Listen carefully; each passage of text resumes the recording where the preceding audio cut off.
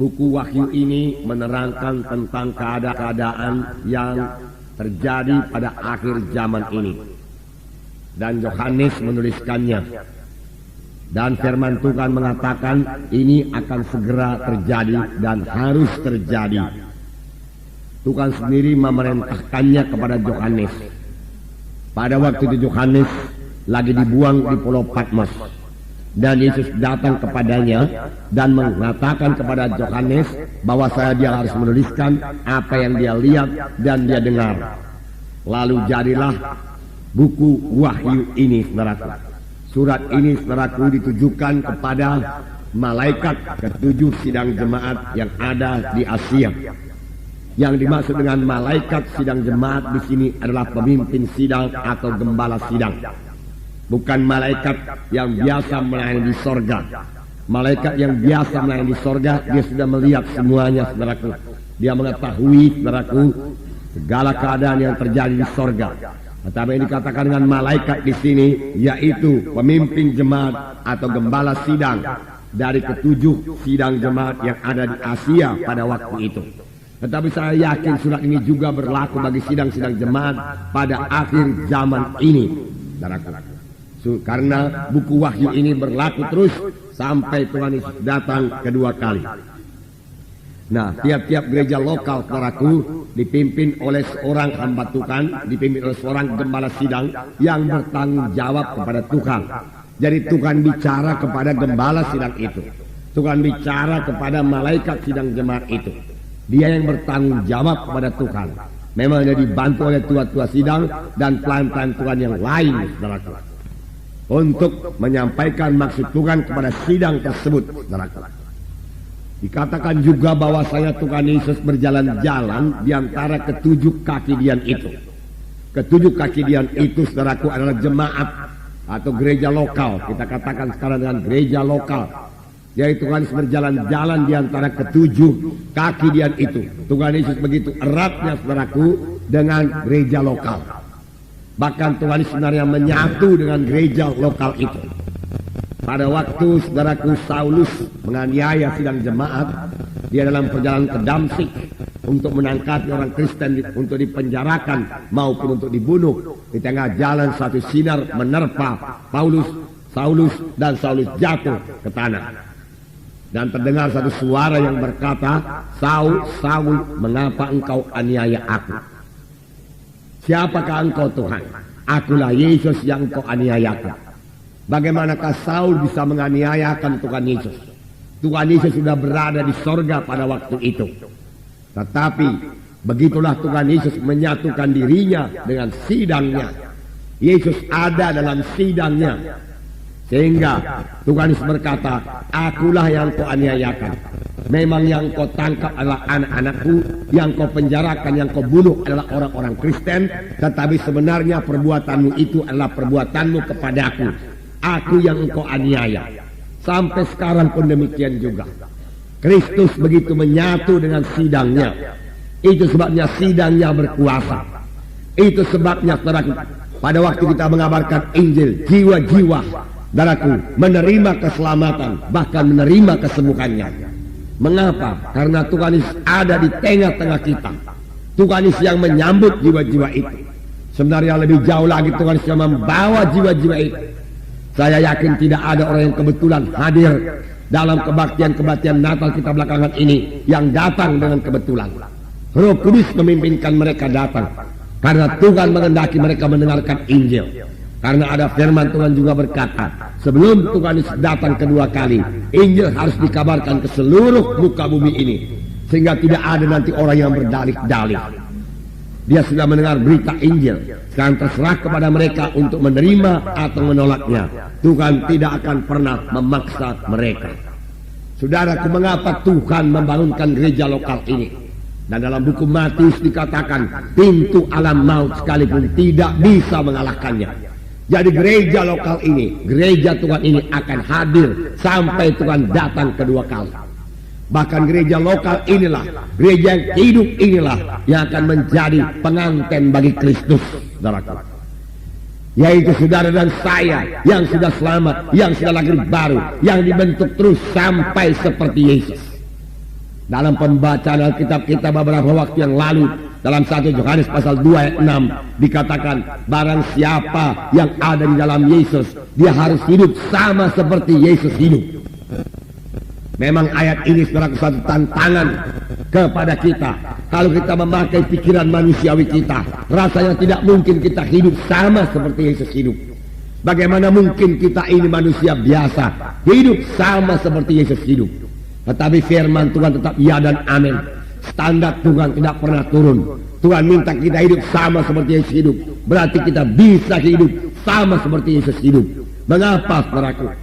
Bagaimana firman Tuhan 2 minggu yang lalu, saudaraku, dikatakan orang yang ada dalam Kristus tidak berbuat dosa lagi. Mengapa? Karena benih Allah tinggal dalam dia. Kita sudah lahir daripada Allah. Ada kehidupan Tuhan memasuki kehidupan kita. Dengan kehidupan daripada Tuhan itulah kita mengalahkan dosa. Sehingga dosa, maka setan tidak berkuasa atas hidup kita. Dalam kebaktian-kebaktian Natal, jiwa-jiwa ditantang untuk bertobat, meninggalkan semua dosa, meninggalkan semua kebiasaan-kebiasaan yang jelek. Banyak di antara mereka berpikir, saya tidak akan sanggup meninggalkan kebiasaan saya yang sudah begini lama mengikat saya. Saya sudah mencobanya beberapa kali, tetapi saya tidak juga berhasil. Memang dia tidak akan berhasil, saudaraku, sepanjang dia mencoba melepaskan kebiasaannya yang tidak baik itu dengan kekuatannya sendiri.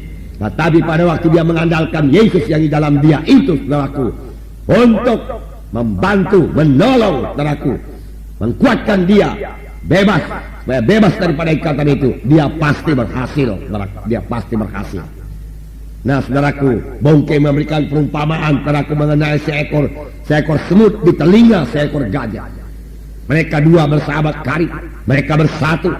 Lalu semut ini berkata kepada gajah, mari kita goncang jembatan gantung itu. Dan gajah berkata, baiklah sobatku. Lalu gajah mulai berjalan dan menginjakkan kakinya di jembatan itu.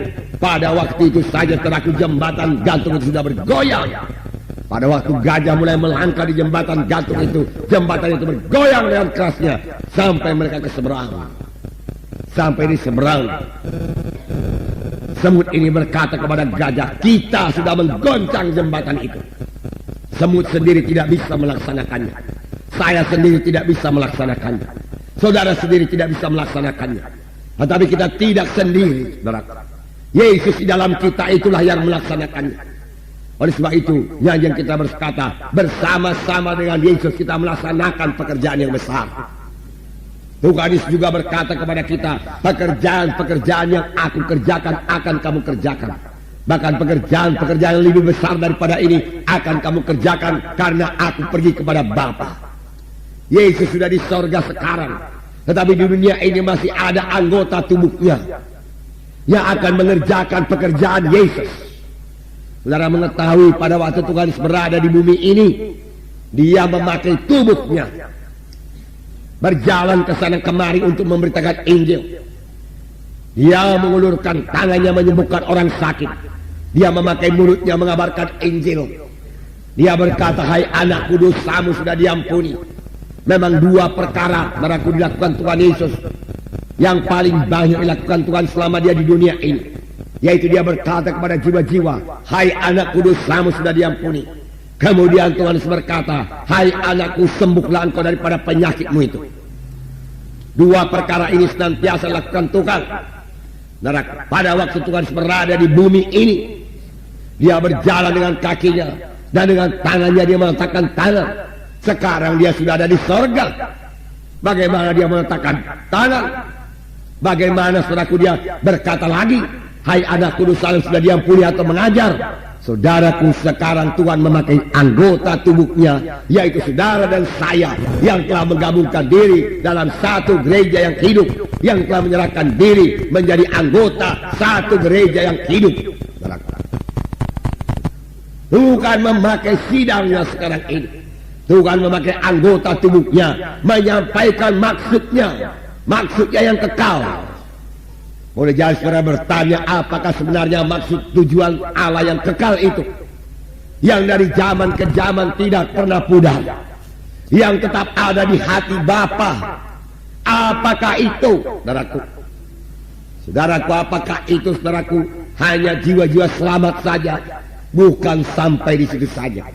Bagus sekali kalau jiwa-jiwa sampai kepada keselamatan. Tetapi tujuan kekal Tuhan bukanlah hanya supaya jiwa-jiwa itu sampai kepada keselamatan saja. Lebih daripada itu. Saya akan membacakan kepada saudara apakah tujuan kekal Tuhan. Hari ini kita melihat buku Wahyu. Tetapi mari kita lihat buku Kejadian lebih dahulu. Sebab di sini dikatakan saudaraku, tujuan kekal Tuhan saudara pada waktu dia menjadikan manusia. Apakah maksud Tuhan kepada manusia ini? Saya membacakan kepada saudara Kejadian pasal 1 ayat 26 sampai 29. 26 sampai 28. Marilah kita membacanya bersama-sama. Inilah yang selalu ada di hati Bapa.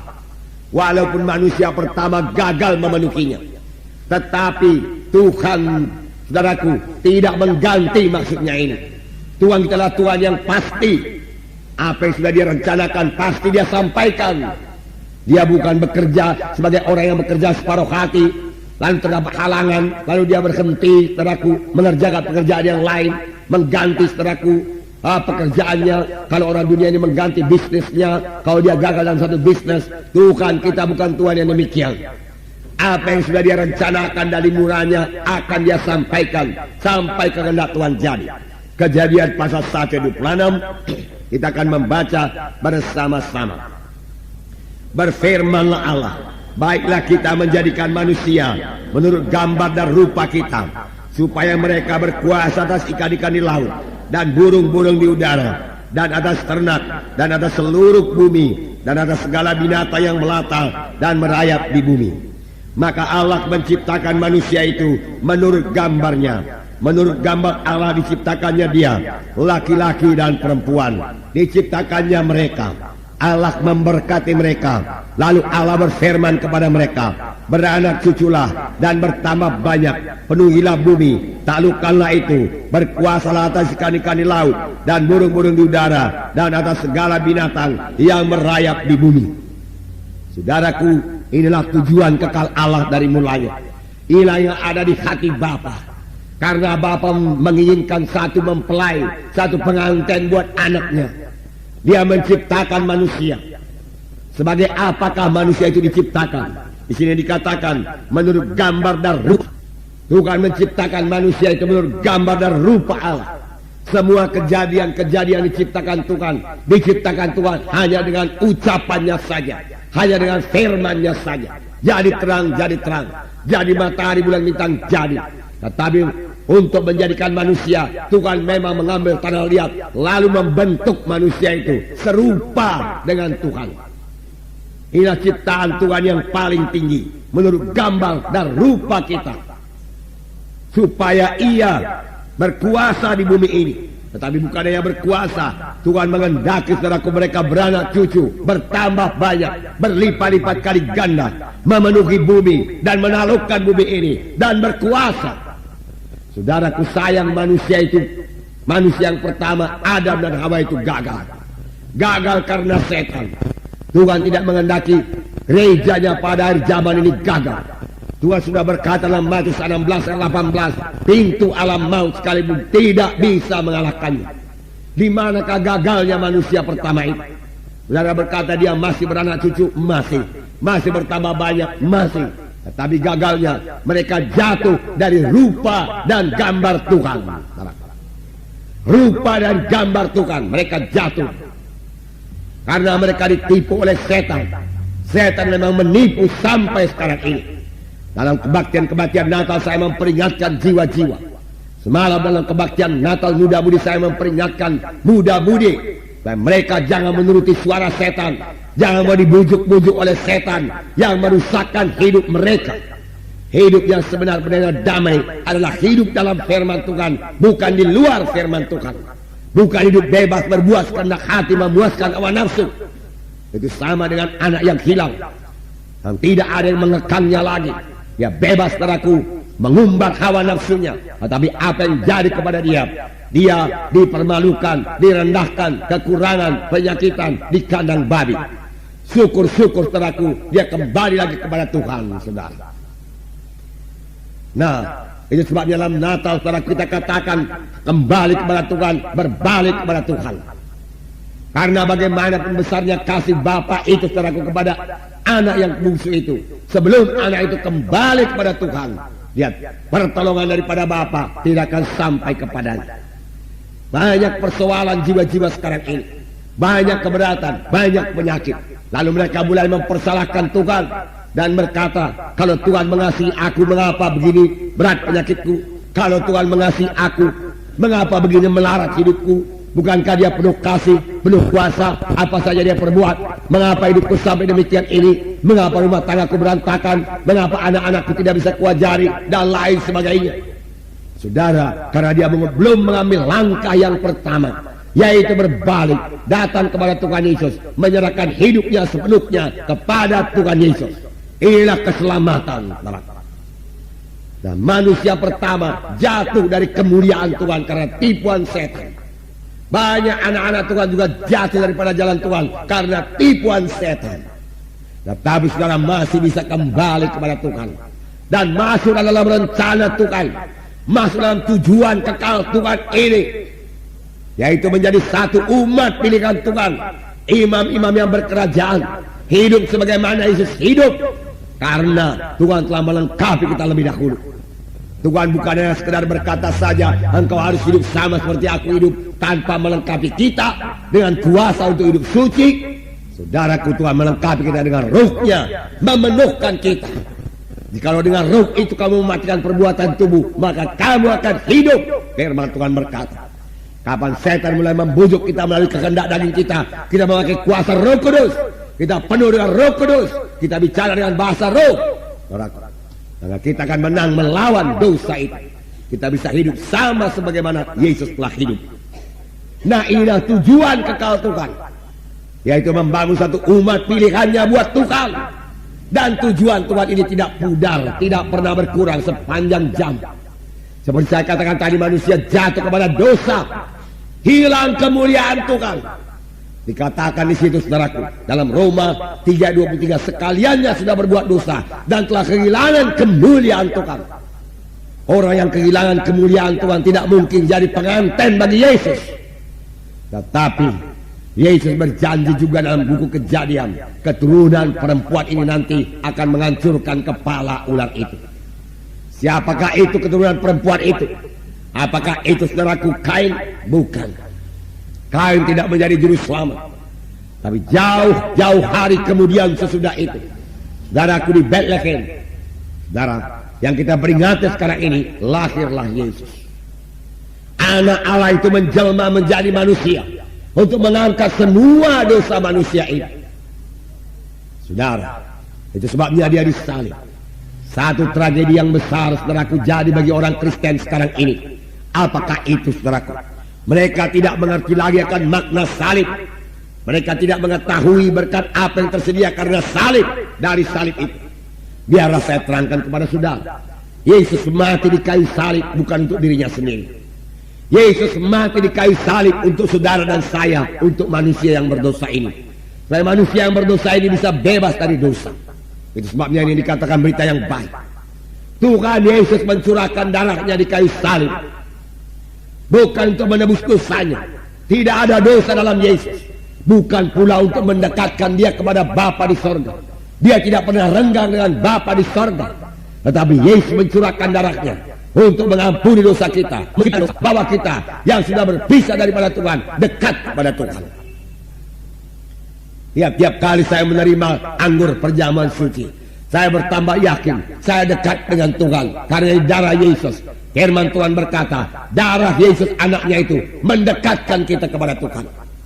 Tiap-tiap kali saya terima perjamuan suci, saya terima darah Yesus, dan saya bertambah yakin semua dosa saya sudah diampuni dan kutuk dosa sudah diangkat daripada saya. Inilah makna salib Yesus. Yesus berpisah dengan Bapanya, di mana dia berteriak, Eloi, Eloi, lama sabatani, supaya saudara jangan berpisah dengan Bapa itu. Di kayu salib, dengan matinya Yesus dan bangkitnya daripada kematian, setan dikalahkan. Dan setan dikalahkan ini bukanlah untuk Yesus,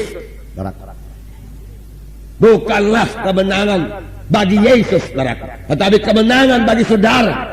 Belum pernah, saudaraku, Yesus dikalahkan oleh setan. Memang selama dia hidup dia dicobai oleh setan, tetapi setan bukannya menang dalam pencobaan itu. Yesus yang menang. Tetapi dia mengalahkan setan untuk apa? Dia mengalahkan setan supaya saudara dan saya mengalahkan setan. Itu sebabnya kita memiliki kuasa untuk mengusirkan setan dalam nama Yesus. Genaplah tujuan Tuhan yang kekal. Berkuasalah di bumi. Taklukkan isinya. Taklukkan setan itu. Saudara, taklukkan setan itu. Nah, saudara yang kasih dalam nama Yesus, kita sudah banyak mengusir setan, sudah banyak menaklukkan setan dalam hidup dan dalam pelayanan kita, saudara. Nah, ini tujuan kekal Tuhan, saudara yang kasih dalam nama Yesus. Dan tujuan kekal ini, saudaraku, saudara, hanya bisa dicapai, saudaraku, melalui gereja lokal, saudaraku. Melalui, saudaraku, sidang jemaat, saudaraku. Itu sebabnya firman Tuhan berkata dalam Matius 16:18, Yesus membangunkan sidangnya dan pintu alam maut tidak bisa mengalahkannya. Tidak bisa mengalahkannya. Dari sini juga kita mengetahui, saudara, bahwasanya penginjilan saja tidak cukup. Karena tujuan kekal Tuhan apa? Tujuan kekal Tuhan yaitu menjadikan manusia serupa dengan gambar dan teladan Tuhan. Berarti kita ini harus dibentuk terus, didewasakan terus. Ini yang selalu kita bicarakan dalam SKS, pertemuan SKS. Baik jiwa-jiwa bertambah-tambah dewasa. Puji Tuhan buat jiwa-jiwa yang sudah selamat dalam penginjilan. Saya percaya sudah ribuan yang selamat dalam 5-6 kali Natal ini. Saya melihat jiwa-jiwa dikirimkan Tuhan. Jiwa-jiwa menderu ke depan pada waktu diadakan altar call. Tadi malam sekitar 400 orang, mungkin lebih, saudaraku, muda-mudi maju ke depan menerima Yesus sebagai Tuhan dan Juru Selamatnya. Puji Tuhan. Saya yakin iblis sangat cemburu melihat muda-mudi ini yang menyerahkan hidupnya kepada Tuhan. Iblis juga sangat cemburu melihat muda-mudi duduk di gereja, duduk dalam kebaktian Natal. Iblis suka kalau muda-mudi itu berada di tempat-tempat yang gelap, berada di tempat-tempat dosa, berada di tempat-tempat judi, berada di tempat-tempat setan lainnya, saudaraku, yang gelap-gelap sana. Tetapi saudaraku, tadi malam mereka berhimpun mendengarkan firman Tuhan dengan tekun, tenteram. Mereka menyerap semua firman Tuhan. Mereka percaya kepada firman Tuhan. Dan saya katakan kepada mereka, iblis takut kepada saudara. Ya, emang setan takut kepada muda-mudi yang menyerahkan seluruh hidupnya kepada Tuhan. Dan saya ceritakan kepada mereka, pada waktu umur saya 23 tahun, waktu saya masih pemuda, saya menyerahkan hidup saya kepada Tuhan. Dan saya kemudian mengabarkan Injil dari desa ke desa. Dan kuasa ini dirusakkan di dalam pelayanan saya. Walau saya masih muda pada waktu itu, jiwa-jiwa selamat, setan sedang dikalahkan. Puji Tuhan. Memang setan takut, saudaraku, bukan hanya kepada muda-mudi, tetapi pada setiap anak-anak Tuhan yang menyerahkan hidupnya untuk melayani Tuhan.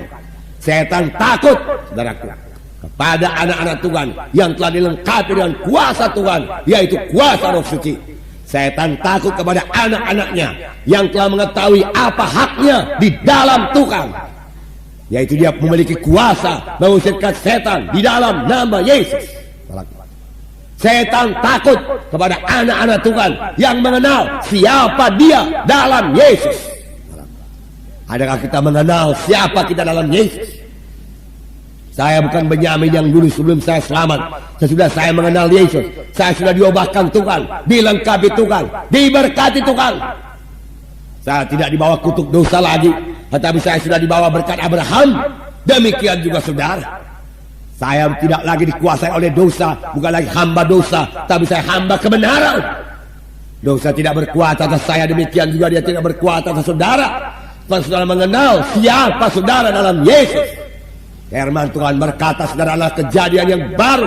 Perkara-perkara lama lenyap, perkara-perkara yang baru sudah timbul sepanjang saudara mempraktekkannya, memintanya, kemudian mempraktekkannya. Supaya saudara menolak semua tabiat-tabiat lama itu. Kapan setan mulai menyodorkannya kembali kepada saudara, tolak dalam nama Yesus. Haleluya, saudara. Haleluya. Haleluya. Bahkan firman Tuhan lebih jauh berkata, kita ini lebih daripada pemenang-pemenang.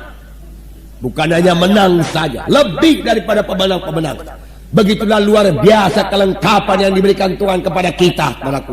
Karena Tuhan mau mencapai tujuannya yang kekal itu. satu umat pilihan, saudaraku, yang serupa dengan dia.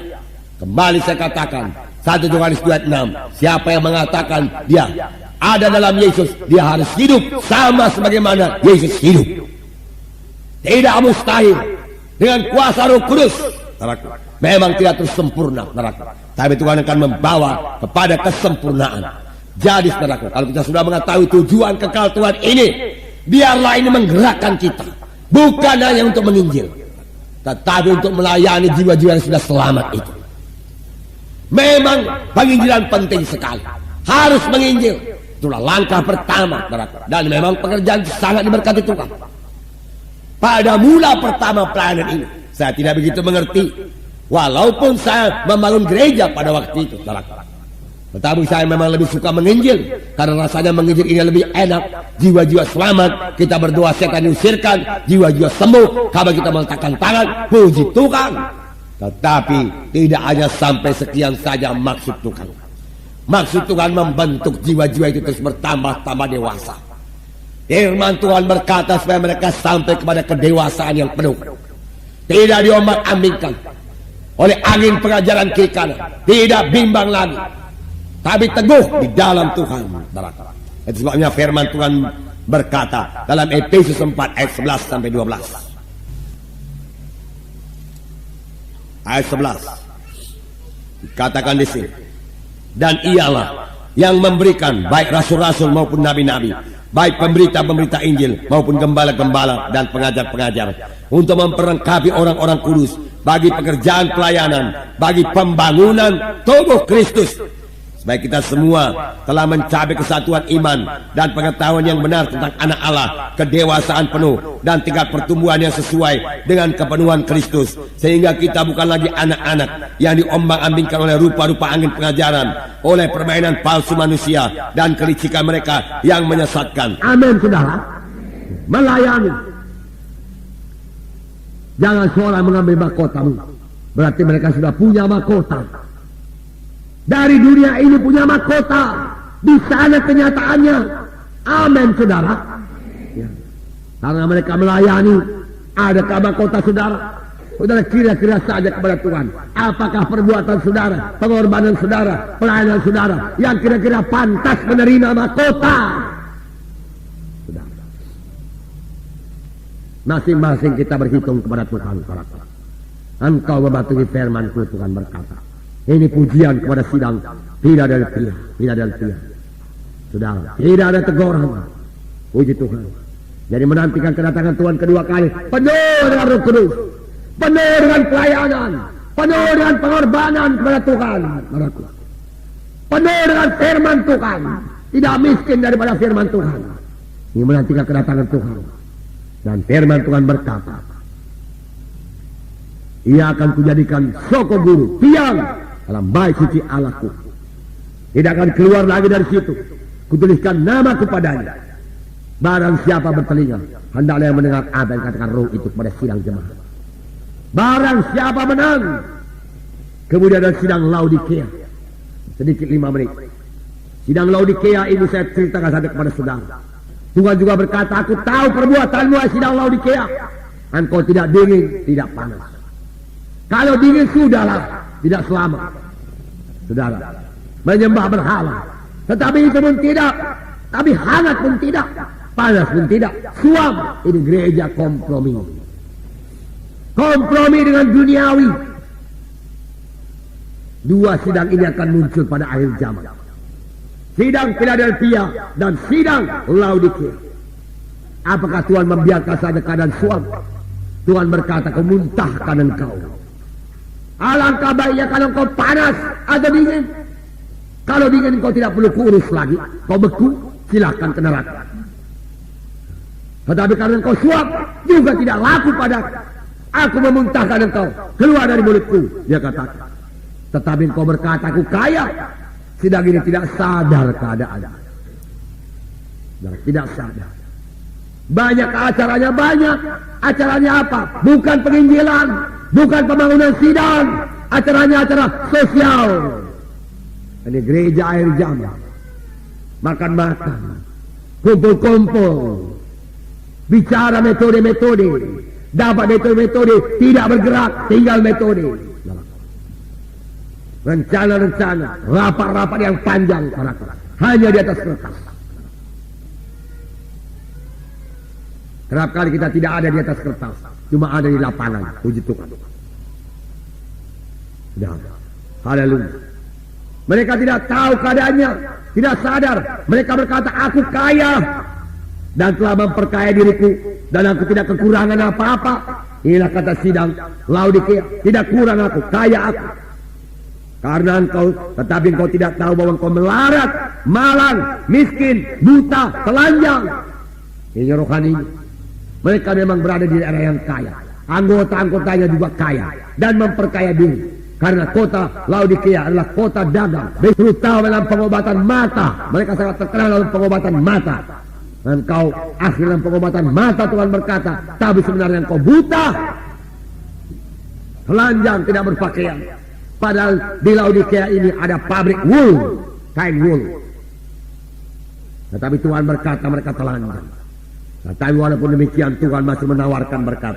Maka aku menasihatkan engkau supaya engkau memberi daripadaku emas yang telah dimurnikan dengan api, agar engkau menjadi kaya, dan juga pakaian putih supaya engkau memakainya, agar jangan kelihatan ketelanjanganmu yang memalukan itu, dan lagi minyak untuk melumas matamu supaya engkau dapat melihat. Barang siapa kekasihku tegur dan kuajar, supaya itu relakanlah hatimu dan bertobatlah. Terima, aku masih mau menolong engkau, Tuhan berkata. Bertobatlah engkau, Tuhan berkata. Aku mau memberi roh suci membuka mata rohanimu. Kalau engkau mau sadar.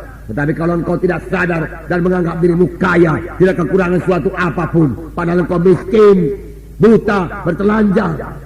Mari, terima pakaian daripadaku, terima emas daripadaku, terima minyak Roh Kudus, supaya engkau melihat, Tuhan berkata.